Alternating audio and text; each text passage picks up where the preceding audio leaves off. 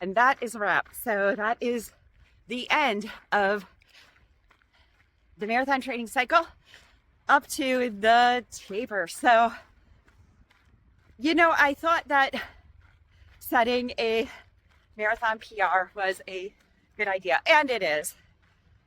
However, telling the world is a totally different thing altogether. So I am done with week 16 and moving into the taper, and I am questioning telling everyone on YouTube and broadcasting that I am going for a PR because, running a marathon is completely unpredictable.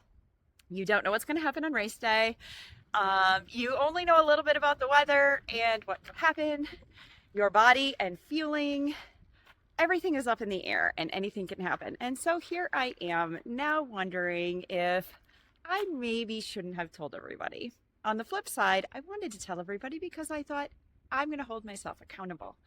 So I have spent the last few days questioning all of my decisions. And then today happened. So, final run. I am now officially in taper. I've already said that.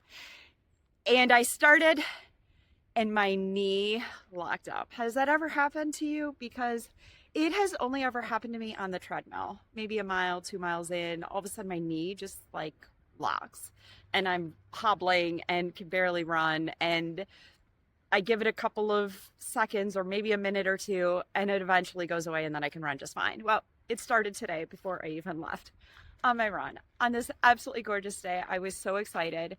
And then I'm like, I have to call it. I can't do it. So I did a bunch of jogging, walking, thinking I was done. I was not even going to do today's run because I'm like, I can't hurt myself.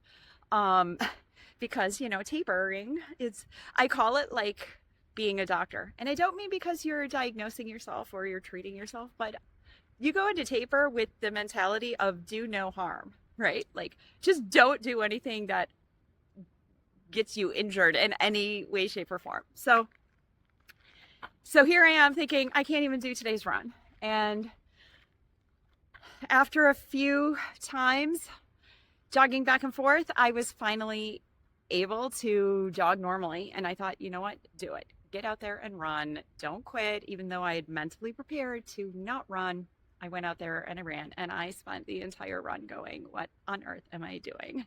Was this really a good idea? Because if this happens on race day, it's going to mentally be a huge block. So that is where I'm at.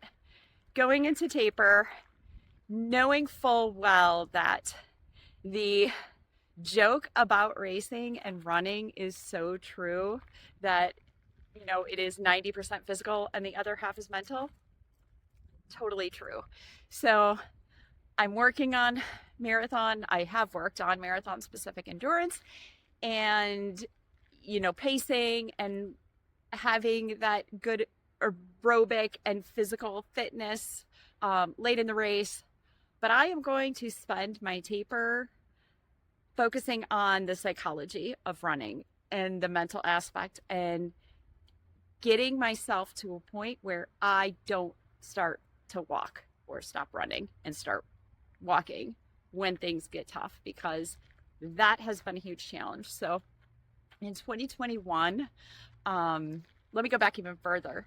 I had run a marathon, here's my history, every year with the exception of 2020, which was an exceptional year.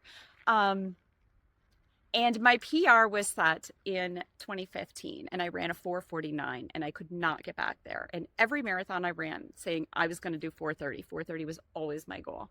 So I didn't run a marathon. I kept running, but didn't run in 2020. 2021, I came back and I ran the Maine marathon in Portland, Maine.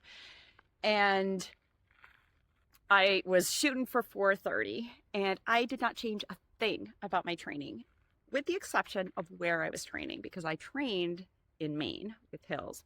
So that was a big difference.